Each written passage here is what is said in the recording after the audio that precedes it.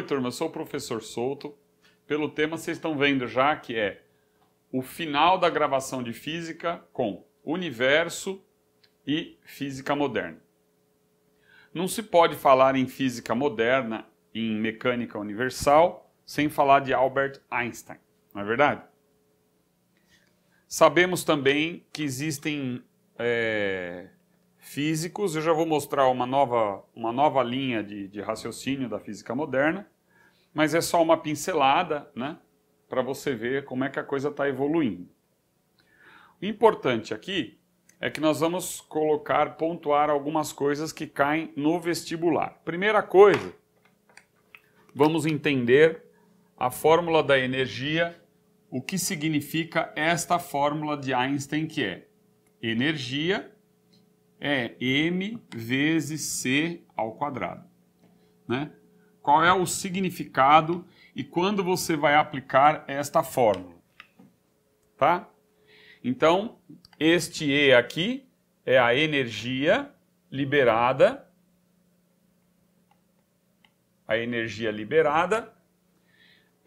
por esta massa aqui, ó. O que é esta massa? Essa é a massa chamada massa de aniquilação. Já vou explicar o que é isso. O C é a velocidade da luz. Então, aí no caso, velocidade da luz ao quadrado.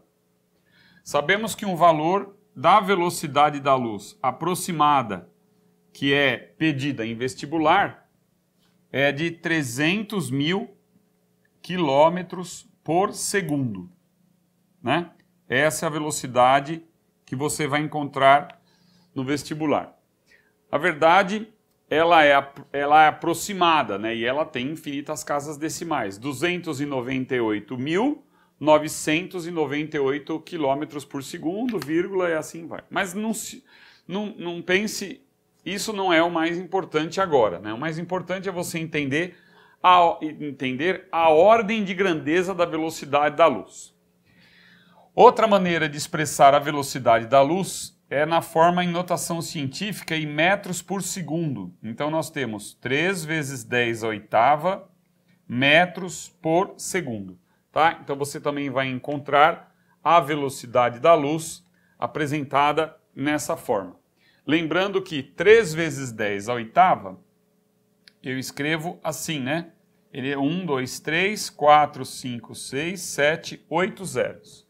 Então aqui nós temos os grupos, ó, 1000, milhão, tá? 300 milhões de metros por segundo, ok? Então, essa é a velocidade da luz. O que é essa coisa da aniquilação? É o seguinte, você tem nessa massa duas coisas que você precisa entender da matéria do universo, que é a matéria propriamente dita, a matéria, e a antimatéria. A antimatéria. O que é isso? Matéria e antimatéria. Vamos supor, pensando no próton, por exemplo, tá? No próton. Então você tem o próton. O próton, ele tem carga elétrica e massa, não é assim? Nós sabemos que a carga do próton é a carga positiva. Quando você encontra um próton com carga negativa, tá? E mesma massa, então você tem um elemento, não vamos dizer próton, pega um elemento qualquer, antes de mais nada.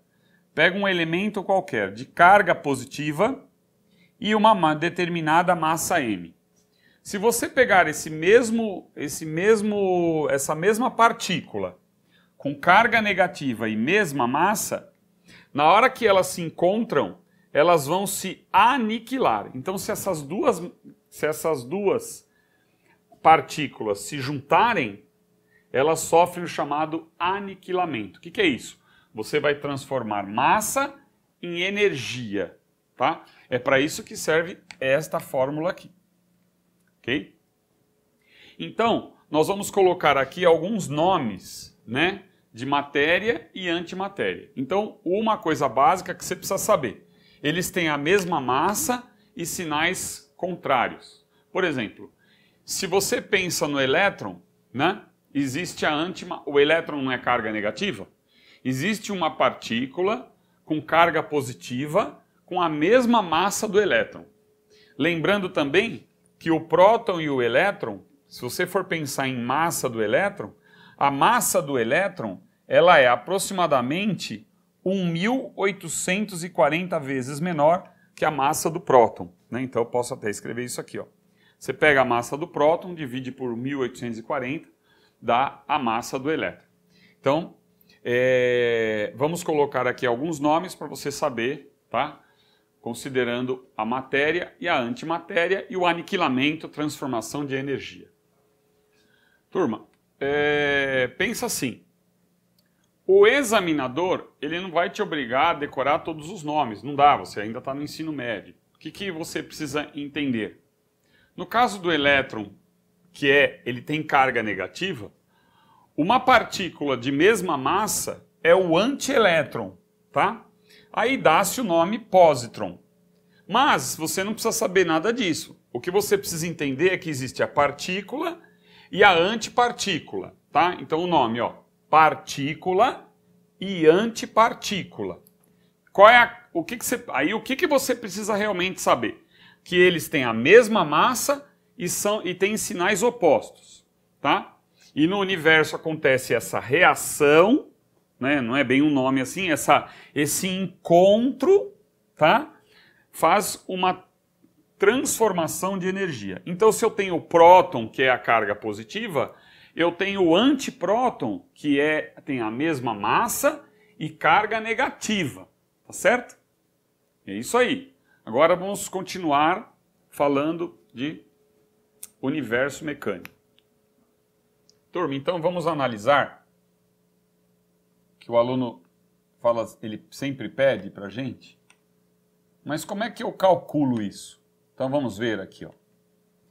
Vamos supor, então, que você juntou a matéria e a antimatéria, ou a partícula e a antipartícula, certo? Então duas partículas se juntaram, a partícula e a antipartícula. Aí houve esse encontro. Desse encontro, essa matéria foi aniquilada, transformando em energia, em ondas, tá? O que é onda? Onda, na verdade, é energia que se propaga, não é verdade?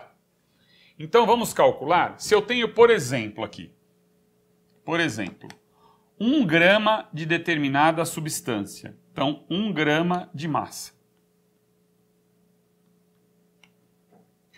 Então, vamos lá. Sistema Internacional de Unidades. Você vai transformar o grama para quilograma, tá?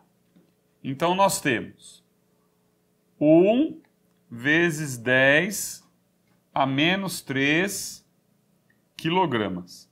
Isso significa que nós dividimos por 1000. Então, 1 grama eu divido por 1000, né? É o mesmo que multiplicar por 10 a menos 3. Vamos ver? A velocidade da luz vou utilizar como sendo 3 vezes 10 à oitava metros por segundo. Também vamos utilizar a transformação de unidades de joule para caloria, tá? No curso de física você já viu a transformação de joule para caloria, né, em aulas anteriores. Eu vou colocar isso para a gente comparar, né, com as calorias alimentares, para você ver qual é a energia que teria isso. Esse 1 grama de matéria e antimatéria juntas, tá? Uma caloria vamos colocar como 4 joules. Eu sei que você já viu em alguns livros 4,2, tá? Mas eu vou fazer o 4 para facilitar o cálculo. Então vamos lá? Qual é a energia em calorias contida em 1 grama de massa? Então eu faço. A massa é 1 grama, que é 10 a menos 3 quilogramas. Sistema Internacional. A velocidade da luz ao quadrado, então nós temos 3 vezes 10 à oitava ao quadrado. Então, continuando. Então, aqui vai ficar metro ao quadrado, segundo ao quadrado. Tá? Essa energia é joule. Isso é o joule, que é a unidade de energia. Aí nós vamos transformar para caloria. Então nós vamos ter 10 a menos 3, 9, que é 3 ao quadrado, e 10 à oitava ao quadrado você faz 2 vezes 8, 16. Então nós temos aqui, em 1 grama de matéria, olha que coisa, hein? Aqui, ó, 10 elevado a 16 com 10 elevado a menos 3, nós temos, vamos conservar o 9, fica 10 elevado a 13. Isso, joule. Tá? Olha lá. Muito bem. Vamos transformar para caloria. Tá? Então, de joule para caloria, eu vou dividir por 4. Tá? Se você quiser transformar de caloria para joule, você multiplica por 4, ok? Beleza. Então vamos lá. A energia em calorias vai ser 9 dividido por 4 vezes 10 elevado... Só um minutinho, caneta. 10 elevado a 13. Tá? 9 quartos, vamos colocar aproximadamente 2.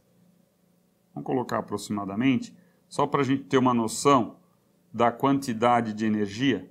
Então isso é caloria.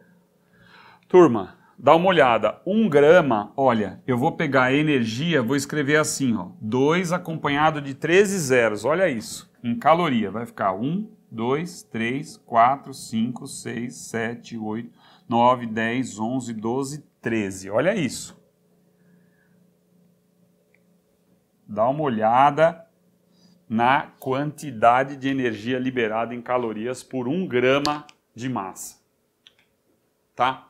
Vamos falar agora, isso aí é para você aprender a não ter aquele medo da fórmula, né? Simplesmente fazer a continha, tudo que você já viu, mesma coisa, tá? Agora vamos falar de um pouquinho de gravitação. Aí eu vou estar mesclando as duas coisas, tá? Para ir juntando as coisas numa sequência.